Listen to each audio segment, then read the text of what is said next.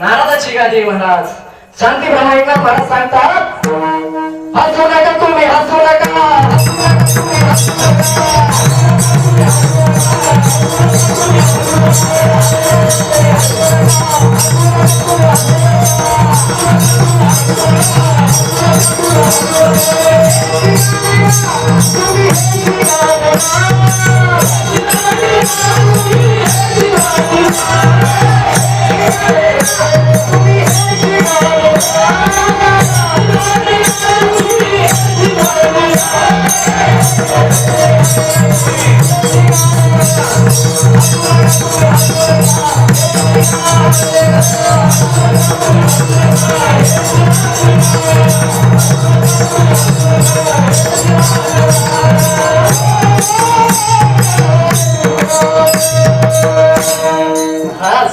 शांती बाबा एकनाथ महाराज म्हणतात, अरे बाबा हो, ही जागा हसायची नाही, ही गादी हसायची नाही, तर ही गादी, या गादीला माझ्या संताने परंपरा घालून दिलेली आहे, काही बंधनं घालून दिलेले आहे महाराज. ऐशी कीर्तन मर्यादा आहे संतांच्या घरची महाराज. या गादीला मर्यादा आहे, त्यामुळे महाराज ही गादी साधी सुधी नाही, इथं गोड वाय महाराज. संत भार पंढरीत, संत भार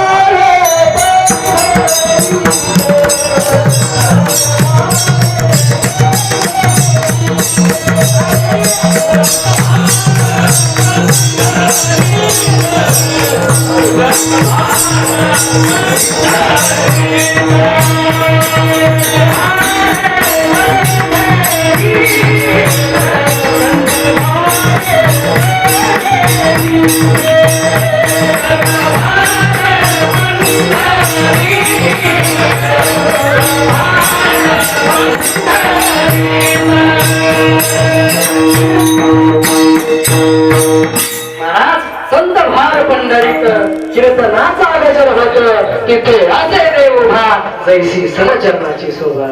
महाराज नुसतं उभा नाही तर नामदेव कीर्तन करी पुढे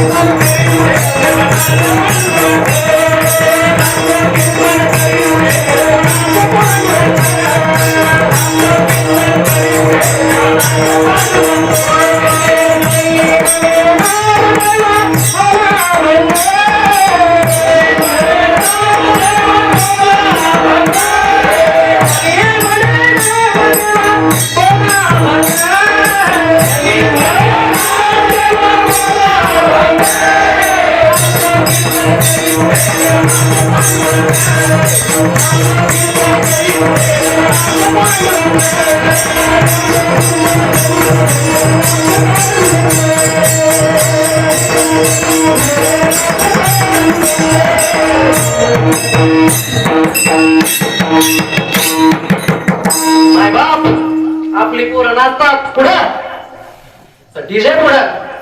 महाराज आपण कुठल्याही महात्म्याची जयंती करत असेल महाराज, त्या जयंतीला दारू पिऊन नसतो महाराज. आपण विचार करत नाही, त्या महात्म्याचं कार्याचा विचार करत नाही, त्या माझ्या मावळ्यांचा विचार करत नाही महाराज. आपण तिथं नाचतो महाराज, पण माझा भगवान पांडुरंग परमात्मा सांगतो, कुठे नाचा,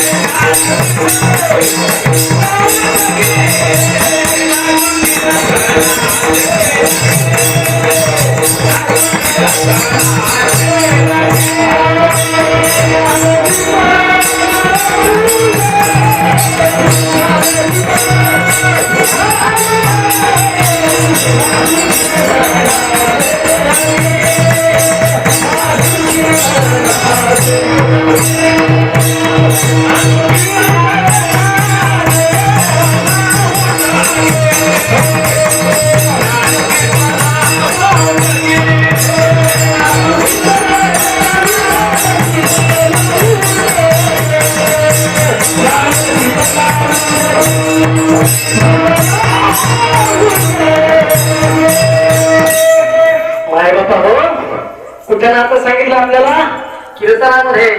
आणि एवढंच नाही तर तरुणा भंगेबंद नटे हरी कीर्तनी महाराज. तरुणपणात परमार्थ करा महाराज. आणि म्हातारपणी परमार्थ करून काय उपयोगाचं महाराज. तरुणपणी जर परमार्थ केला तर तो म्हातारपणी काम येतो महाराज. आणि म्हातारपणी जेव्हा चावा ना तेव्हा गिळा ना त्यावेळेस आमच्याकडे उपयोग आहे महाराज. जेव्हा आपल्याला परमार्थ करायचा आहे जोपर्यंत त्यात रग आहे तोपर्यंत त्या मनगटात ताकद आहे तोपर्यंत माझ्या पंढरीच्या पांडुरंग परमात्म्याचं भजन करा. माझ्या महादेवाचं भक्ती करा महाराज. हे महाराज नामबाबा सांगतात माझे संत सांगतात महाराज भजन करा विठ्ठल विठ्ठल.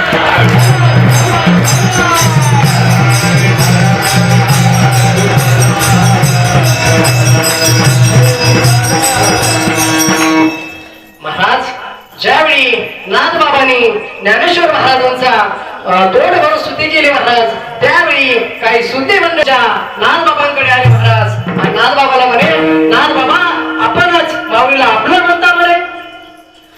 आपणच माऊलीला आपलं म्हणता की अनेक कोणी संतांनी आपल्या ज्ञानोबरायांना माझं म्हणलंय महाराज. त्यासाठी सुंदर प्रमाणे माझे नामदेव राय एका ठिकाणी म्हणतात कैवल्याचा पुतळा प्रगटला पुतळा चैतन्याचा जीवा ज्ञानोबा माझा.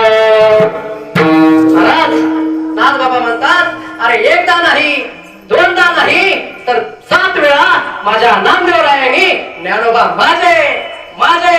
जसं एखादा आई आपल्या मुलाला म्हणते ना बापाचं आणि मुलं आईचं भांडण होतं त्यावेळेस हा मुलगा माझा आहे माझा आहे माझा आहे त्या पद्धतीने माझे नामदेवराय म्हणतात ज्ञानोबा माझे माझे माझे महाराज. एवढंच नाही तर या संत परंपरेतील एक महाराज विद्वान संत माझ्या संत सनाबाई देखील या ठिकाणी म्हणतात ज्ञानोबा माझा आहे ज्ञानाचा.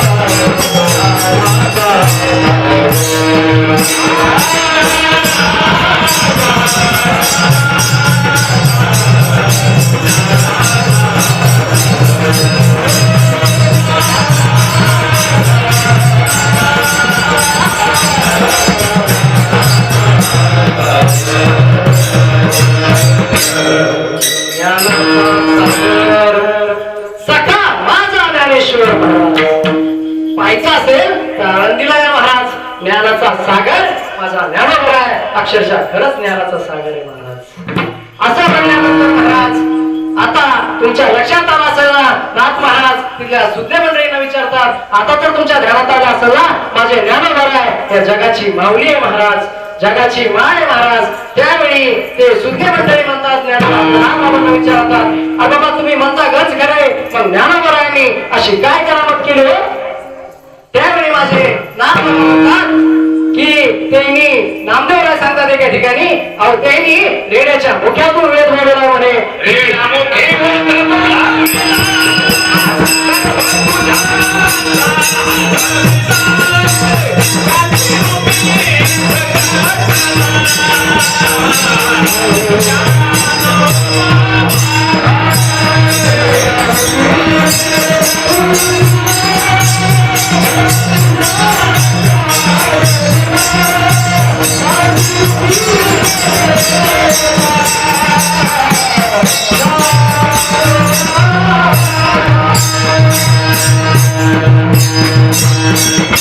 रेड्यामुखी वेद बोलविला गर्भ तुझ्यांचा हरविला.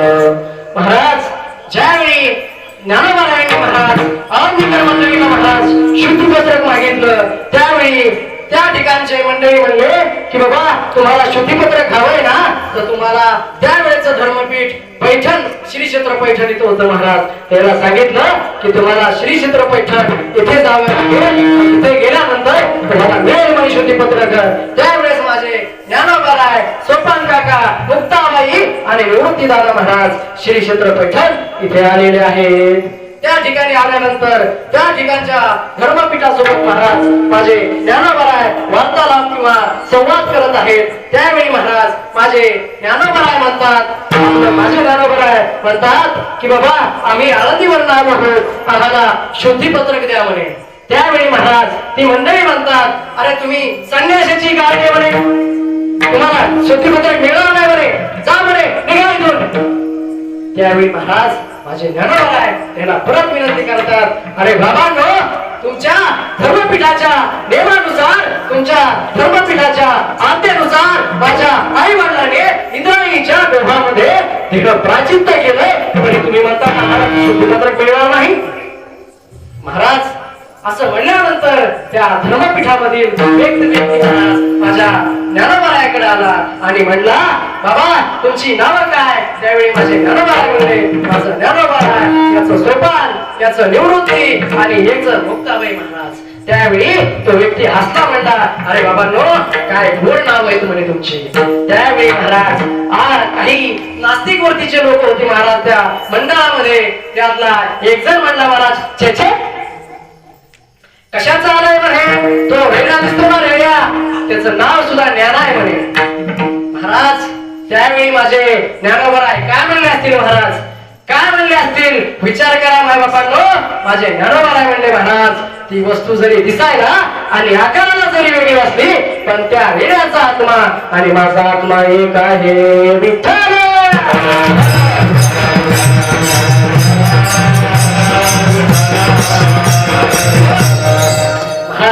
असं म्हणल्यानंतर ती मंडळी हसू लागली. असं का म्हणे त्या रेड्याचा आत्मा आणि तुझा आत्मा एक आहे बर मग हे काम केलं तर चालेल का म्हणे. ज्ञानोबाराय म्हणले काय करावं लागेल. त्यावेळेस महाराज ते म्हणले आम्ही त्या रेड्याच्या पाठीवर जर मारलं तर तुझ्या पाठीवर रडून घेईल का म्हणे. त्यावेळेस ज्ञानोबाराय म्हणले निश्चितच कारण हे माझ्या ज्ञानोबारायांचा उद्गार होते महाराज की त्या रेड्याचा आत्मा आणि माझा आत्मा एक आहे. त्यावेळी महाराज त्या तसा प्रकार चालू असताना माझी चिमुकली मुक्ताई महाराज खरं तर दिवस आज रक्षाबंधनाचा आहे. आयुष्यभरासाठी एका भावाच्या पाठी उभा राहणारी बहिणीचं वर्णन मी थोडस तुम्हाला सांगणार आहे.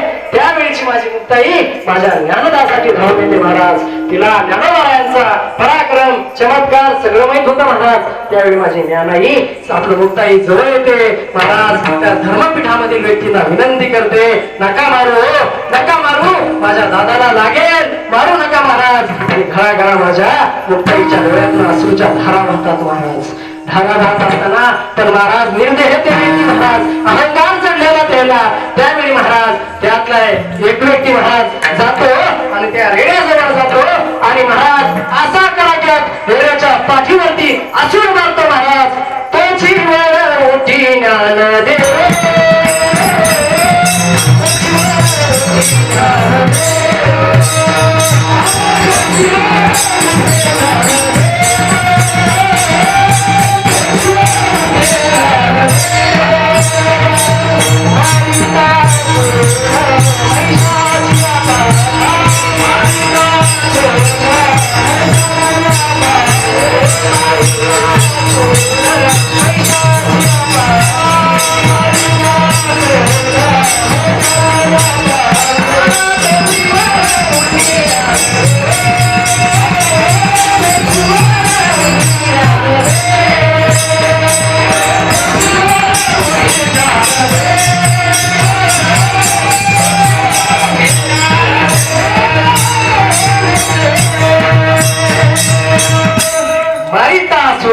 पैशाची या पाठी तो जवळ उठी माझ्या ज्ञानदेवाच्या पाठीवर उलटला महाराज. महाराज हे झाल्यानंतर ती मंडळी काही लक्ष देणार परत माझी न्या नाही आली महाराज. आपण माझी मुक्ताई आली. अरे बघा ना मी म्हणले होते तुम्हाला माझ्या दादाला लागेल माझी चिमुकली मुक्ताई. घळा डोळ्यात अश्रू वाहतात महाराज आणि सांगते त्याला अरे लागले माझ्या दादाला. परंतु महाराज त्यामध्ये त्यांना अहंकार चाललेली मंडळी होती महाराज. ते म्हणले चेचे कशाचा आलंय म्हणे यांचे वडील काही काळापूर्वी बंगालला गेले होते म्हणे. तिथून काहीतरी अभून विद्या शिकून आले आणि तीच विद्या त्यांच्या मुलांना शिकवली म्हणे. महाराज अहो काय अंतकरण असेल माझ्या ज्ञानोबा यांचं. अरे किती सहन करावं महाराज. एक प्रसंग सांगतो महाराज. अरे तुमच्या आमच्या जीवनात दुःख काहीच नाही त्याच्या पलीकडे महाराज खरं तर दिवस रक्षाबंधनाचा आहे. आठवा महाराज ज्यावेळी आपल्याला थोडा जरी त्रास झाला महाराज आपण काहीतरी महाराज देवाकडे मागणं मागतो. देवाला म्हणतो अरे काय बाबा देवा हे माझ्यावरती संकट आणलं. ज्यावेळी माझे ज्ञानोबा आहे मुक्ताई महाराज वडिलांचं देह प्राचित्त होतं महाराज. त्यावेळी महाराज माझ्या ज्ञानोबा यांना चारी भावंडांना महाराज आळंदीमधून दूर केलं जातं महाराज. त्यावेळी महाराज त्या ठिकाणी माझी मुक्ताई महाराज भावाकडे माझ्या दादाकडे विनंती करते अरे दादा मायबाप कान देऊ नाही लक्ष देऊन ऐका आणि डोळ्यात समोर प्रसंग आला त्यावेळेस तुमच्या ध्यानात येईल मायबाप. विठ्ठल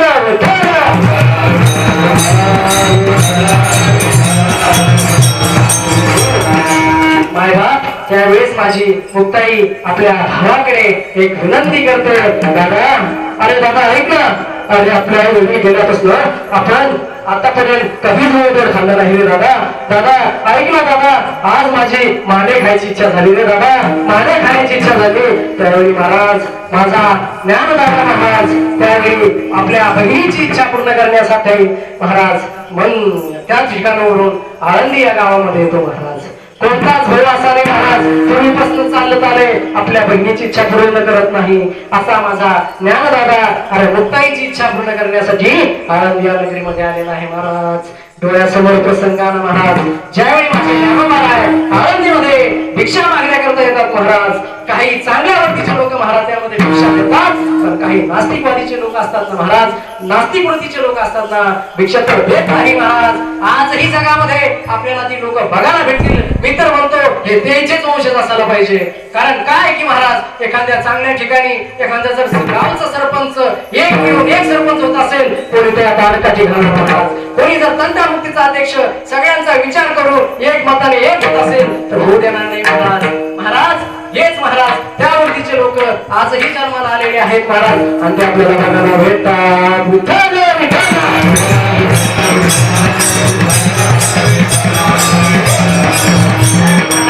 माझे ज्ञानोबा आळंदीमध्ये आलेले आहेत आणि भिक्षा मागतात महाराज. भिक्षा मागितल्यानंतर महाराज काही ठिकाणी ज्ञानोबारायांना भिक्षा दिल्या जाते. 4-2 घरची भिक्षा घेतात महाराज माझे ज्ञानोबाराय आणि विचार करतात अरे माझी छोटी मुक्ताई माझी बहीण अरे किती वेळापासून माझी वाट बघत असेल असं म्हणून माझे ज्ञानोबाराय आमच्या मुक्ताईकडे जाण्यासाठी निघालेले असतात महाराज. त्यावेळी ते गावाच्या बाहेर जातात ते जातात समोरून महाराज विश्वभा भट्ट येतो महाराज. समोरून तो आलेला विश्वभा भट्ट असा चिडतो की ज्ञानोबारायांनी त्याचं काहीतरी सोडलं महाराज किंवा त्याचा काहीतरी खजाना लपवला असा लाल गुंड होतो आणि जोरात आढळतो महाराज. अरे संन्यासाची काळजीमध्ये तुम्हाला आळंदीमध्ये जाण्यास बदजाव केला असताना तुम्ही आळंदीत आलेच कसे. अरे आळंदी वाटली म्हणे मला वाटलं म्हणे अरे शिव म्हणे मला आता आंघोळ करावं लागेल इंद्राईत जावं लागेल आणि तो आळंदीत आलाच कसा म्हणे. महाराज त्यावेळी माझे म्हणतात ऐका ना म्हणे माझी छोटी मुक्ताई आहे ना तिने माझ्याकडे माझ्या बहिणीनं म्हणे आज माझ्याकडे मांड्या खाण्याची इच्छा व्यक्त केलेली महाराज ऐका ना म्हणे दादा ऐका ना. महाराज ते विश्वभा भट्ट ऐकत नाही महाराज. ती झोळी घेतो त्या झोळीमधलं पीठ महाराज जमिनीमध्ये उलटून देतो तेवढ्यावरती थांबत नाही महाराज. ते झोळीवरती सांडलेल्या पिठावर महाराज स्वतःच्या पायाने तुडवतो महाराज. असे हे नास्तिकवरचे लोक महाराज. एवढंच नाही तर ते माझ्या भाजण्यासाठी माझ्या ज्ञानोबारायांना महाराज आपल्याकडे मडका असताना त्या मडक्याचं खापर लागत असतं महाराज. एवढेही ते माझ्या ज्ञानोबारायांच्या नशिबी नव्हतं महाराज. ते देखील आमच्या ज्ञानोबारायांना मिळालं नाही आणि त्याचा आजही तो समाज तिथं आळंदीमध्ये बघतो महाराज. थोड्या आळंदीमध्ये फिरा आळंदीच्या आसपासच्या परिसरामध्ये तुम्हाला कोणीही तिथे मडकं घडवताना दिसणार नाही महाराज. तो प्रसंग महाराज असं झाल्यानंतर माझे ज्ञानोबाराय महाराज आमच्या मुक्ताईकडे निघतात, मुक्ताईकडे जातात महाराज. मुक्ताईकडे गेल्यानंतर त्या ठिकाणी महाराज आमची मुक्ताई वाट पाहत असते. माझा दादा कधी येईल, माझा दादा कधी येईल आणि मी त्याच्या हातानं मांड्या खाईल महाराज. इच्छा व्यक्त करणारी माझी मुक्ताई महाराज. पण ज्ञानोबाराय धडा धडा धडा येतात महाराज आणि आतमध्ये जातात. त्यावेळी महाराज त्या ठिकाणी पण आपल्या बहिणीची इच्छा पूर्ण करायची असते, आपल्या बहिणीला मांड्या घ्यायला द्यायचे असते. म्हणून माझे ज्ञानोबाराय नाही मिळालेला खापर होते जाऊ दे म्हणे. स्वतःच्या पाठीवरती मांड्या भाजवतात आणि महाराज माझ्या मुक्ताईला खाऊ घालतात. आजच प्रेम आहे महाराज बहीण भावाचं आणि तरी पूर्व काळापासून चालत आलेलं आहे. विठ्ठल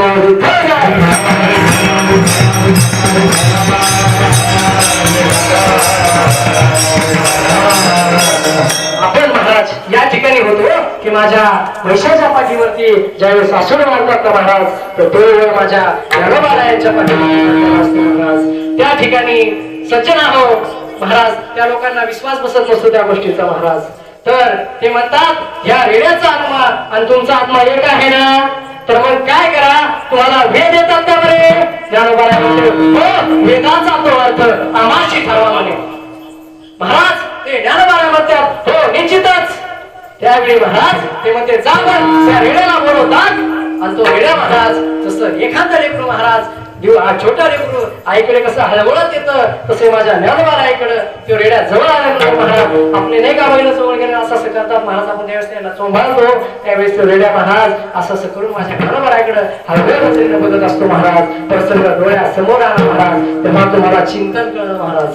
त्यावेळी माझे ज्ञानोबाराय त्या महिषाच्या मस्तकावरती हात ठेवतात महाराज आणि त्याला विनंती करतात महाराज की म्हणे महाराज वेदामुखी वेद बोलविला आणि गर्भ तुझ्यांचा हरविला महाराज. महाराज एवढंच माहित ज्ञानदेवांचा बोल रे ऋग्वेद ओंकार हा शब्द प्राणावाचे महाराज. विठ्ठल विठ्ठल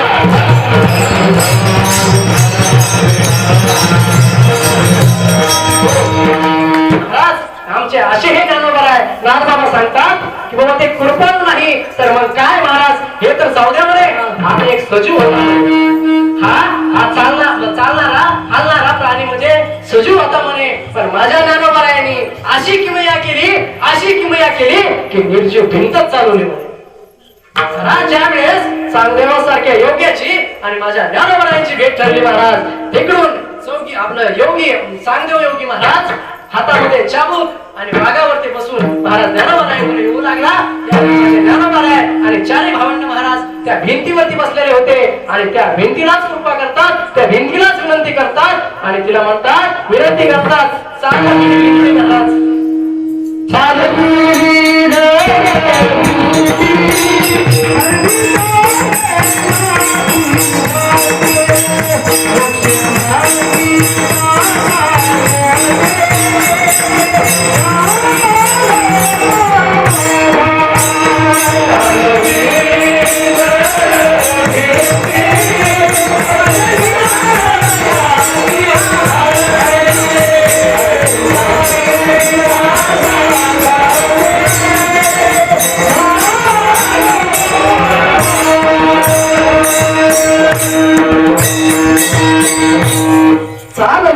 भिंती हरलीच सांगायची भांती महाराज. अशा या माझ्या नाथबाबा म्हणतात असे हे माझे ज्ञानोबाराय कृपाळू नाही तर काय महाराज हेच अभंगाच्या प्रथम चरणात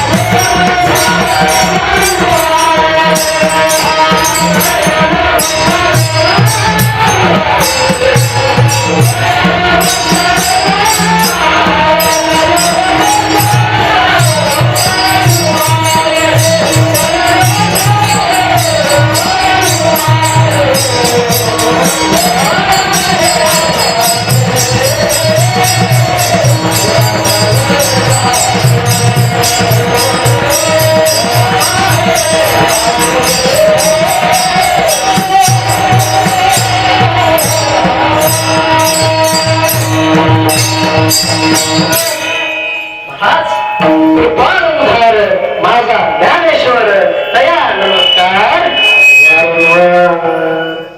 महाराज या प्रपंचामध्ये आपण ज्ञानोबर आहे किती कृपाळू आहे हे बघितलं महाराज. आता आपण ज्ञानोबर आहे किती उदार आहे हे पाहू. एकदा भजन करा महान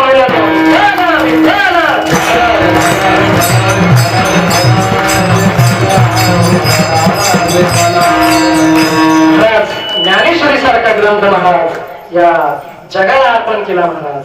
एवढंच नाही तर चांगदेव सारख्या योग्यान महाराज चांगदेव 65 दिली महाराज. आणि तुम्हा सारख्या जनजीवांचा उद्धार करण्यासाठी महाराज हरिपाठासारखा अनमोल किमतीचा हरिपाठ महाराज आपण तुम्हा मला दिला महाराज. आणि या सगळ्यांच्या बदल्यामध्ये काय मागितलं माझं नारोबराने? काहीच नाही. म्हणून महाराज नारबाबा म्हणतात की माझा त्यांना नमस्कार आहे. विठ्ठल विठ्ठल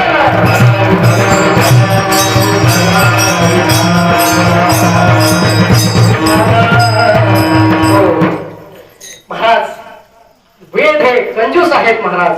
वेद हा गाथा आहे आणि ह्या वेदाला वाचण्यासाठी महाराज कंजूस कृपण आहेत. कृपण म्हणजे चिकट, कंजूस म्हणजे कंजूसचा एक दृष्टांत सांगतो म्हणजे तुमच्या लक्षात येईल महाराज कंजूस कोणाला म्हणायचं. तसे वेद कंजूस आहेत महाराज. एखाद्या ठिकाणी एक सुंदर असा जीवनाचा बेत असतो महाराज आणि त्या ठिकाणी महाराज काही बंधनं घातलेली असतात आणि त्या ठिकाणी महाराज आपल्याला जर बासुंदी सारखा स्वीट आयटम किंवा गोड आयटम एकच वाटी मर्यादित मिळणार असेल तर महाराज पंगत बसलेली असते. तोंडाला पाणी येऊ देऊ नका, इथं काही बासुंदी मिळणार नाही.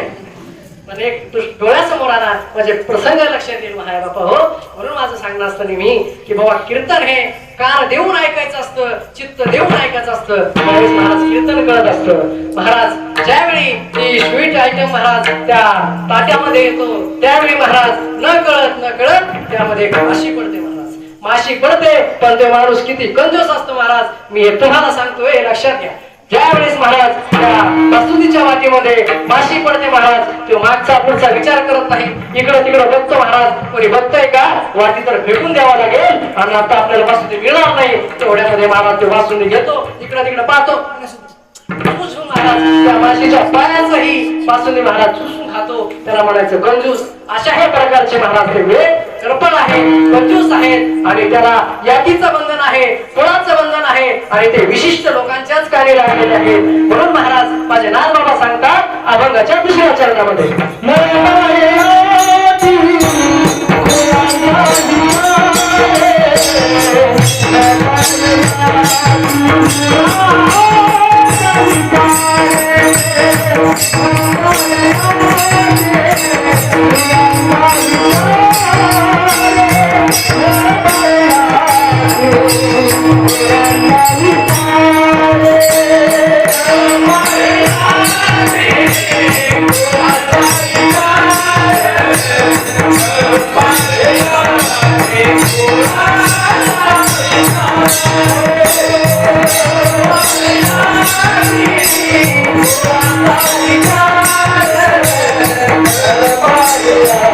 Thank you.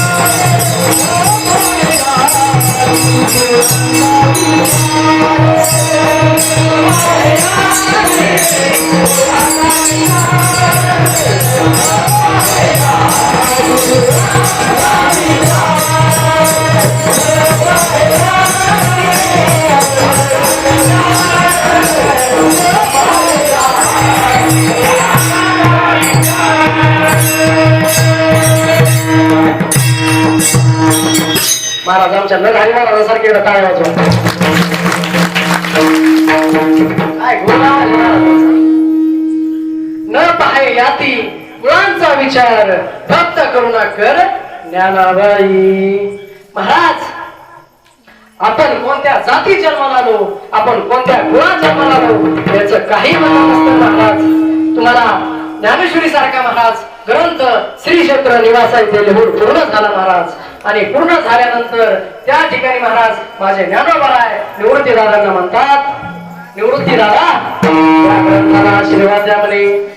या ग्रंथ चारही वर्णासाठी सेवे करता द्यायचंय म्हणे, त्यामुळे तुम्ही या ग्रंथाला आशीर्वाद द्या म्हणे असे माझे ज्ञानोबराय आमचे नाथबाबा सांगतात. आमचे संत यादीचा विचार करत नाही, कुणाचा विचार करत नाही महाराज, असेही आमचे ज्ञानोबराय महाराज. त्या ठिकाणी संत सांगतात महाराज यादीचा विचार करत नाही. आणि संतांनी जर महाराज एखाद्यावर कृपा केली तर महाराज संतांची कृपा झाल्यानंतर महाराज संत कृपा झाली